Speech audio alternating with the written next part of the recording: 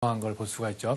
이런 특이함과 함께 특이함의 이런 고려 말의 형식이 조선시대에 이어져서 바로 이제 원각사 10층 석탑 같은 게 이제 이 탑을 조선 초기에 모방하기도 하죠. 이런 남아교의 영향은 불상에도 이어집니다. 그래서 오른쪽에 있는 금동 관음보살 좌상을 보면 14세기에 조성됐다고 보는 부처님을 보면 한쪽 무릎을 얹고 이렇게 편한 유의좌라고 하는 자세를 하고 있는데, 대체로 송나라 때부터 그려진 관음보살상의 그 도상이 이 유의자들이 많은데요. 이런 유의자의 보살상이 아주 그 보관을 화려하게 하고 영락과 천의자락이 손을 감고 이런 장식을 보면 바로 라마교 스타일입니다. 그러니까 송나라 형식과 원나라 형식의 불상들이 고려에 들어왔고, 그런 형식이 역시 조선시대로 이어집니다. 그러니까 고려 청자를 만들었던 사람들이 조선 청자와 분청사기, 백자를 만들었듯이 역시 고려 불교의 형식은 조선시대로 이어지게 됩니다. 그 대표적인 작품을 살펴보면요, 그런 라마교 스타일의 그 장식을 하고 있는 건칠보살상이 경주 기임사에 소장되어 있죠.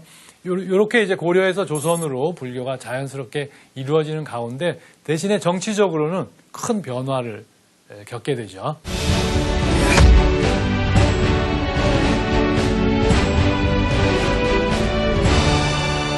우리가 조선시대 불교 그러면 쇠퇴한 걸로 단순하게 이렇게 숭유억불 정책이다 이렇게 표현하기도 하는데, 실제로는 불교가 그냥 유지가 됐던 거죠. 대신에 정치적으로 불교가 유교 사회 속에서 뒤로 밀려난 것뿐입니다. 그래서 조선 초기에 대표적인 작품인 강진무의사 극락보전을 보면 바로 수덕사 대웅전이 가진 고려 건축의 아름다움을, 맛배지붕의 아름다움, 맛배지붕 주심포 건축의 아름다움을 이렇게 갖추고 있는데요. 바로 이 1430년에 세종 때 조성된 극락보전은 효령대군과 관련 있는 걸로 이렇게 그 명문이 나오기도 했고요. 거기에 이제 벽화가 그려져 있습니다. 그러니까 아미타 삼존도와 함께 그 극락보전 안에 전체적으로 아미타 내영도라든지 많은 불보살들이 그려지고, 또 뒤에는 백의 관음도가 그려져 있는데요. 바로 이 1476년에 후불벽화, 그렸다는 후불벽화를 살펴보면 바로 고려불화 형식을 계승하면서 특히 백의 관음도 같은 경우는 먹선을 진하게 살린 조선 수묵화의 그 표현 방식을 엿볼 수가 있게 해주죠. 그러니까 고려를 계승하면서 조선화시킨 그런 양상을 보여줍니다. 특히 재미있는 것은 이 아미타 이 후불벽화를 시주한 시주자들이 강진 사람들일 텐데, 아산영감을 지낸 강질이라든지 이런 그 하급 관료를 지낸 사람들, 그 다음에 이제 뭐 춘생이라든지 구월이라든지 이런 서민의 이름들, 혹은 노비 같은 사람들의 이름들이 밝혀져 있어서 그 지방 사람, 지역 사람들이 많은 그 시주를 함께해서 조성한 것을 알 수가 있죠. 바로 이러한 강진 무의사는 강진과 영암, 그 다음에 강진의 해남 쪽의 남쪽 바닷가와 영암 쪽의 그 평야지대를 같이 어울려서 사는 그 어울려 있는 월출산 자락에 있는 중요한 사찰이죠. 바로 이러한 그 보살상의 얼굴 표현을 통해서도 그 시대감이 잘 드러나죠. 아까도 말씀드렸지만 1350년에 그려진 미륵보살을 보면 아주 그 얼굴이 좀 딱딱해졌습니다. 입도 작아지고 선도 이렇게 투박해지고, 1310년에 그린 관세음보살 수월관음의 상호를 보면 굉장히 그 원만한 표정이죠. 그 선들도 섬세하고, 그런 딱딱함이 그대로 조선시대에 이어져서 15세기 관음보살상에 그대로 이어집니다. 그래서 이렇게 이제 고려 화가의 제자가 조선 불화를 그린 화가임을 알 수가 있는 거죠.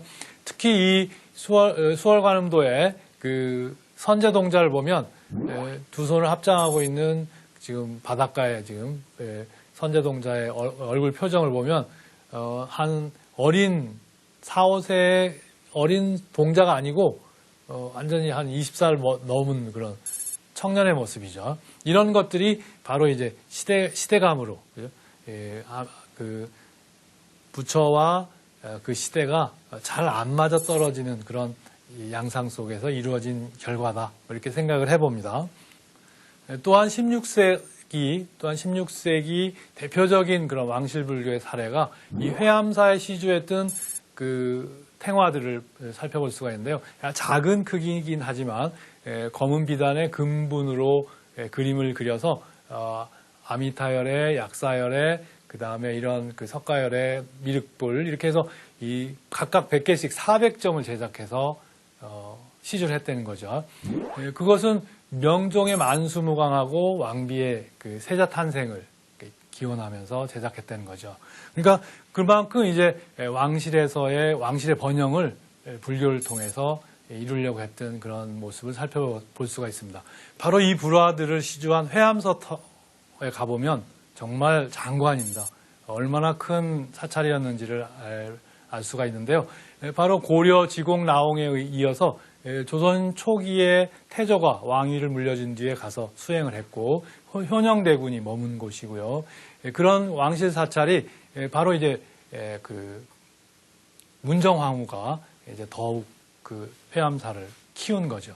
그런데 바로 그 문정황후가 회암사를 키웠던 그 즈음에 조선은 문인들에 의해서 사대부들에 의해서 불교 탄압이 시작이 됩니다. 그러면서 이 회암사가 불이 나죠. 그러면 그런 과정에서도 여전히 불교는 큰 힘을 발휘하게 됩니다.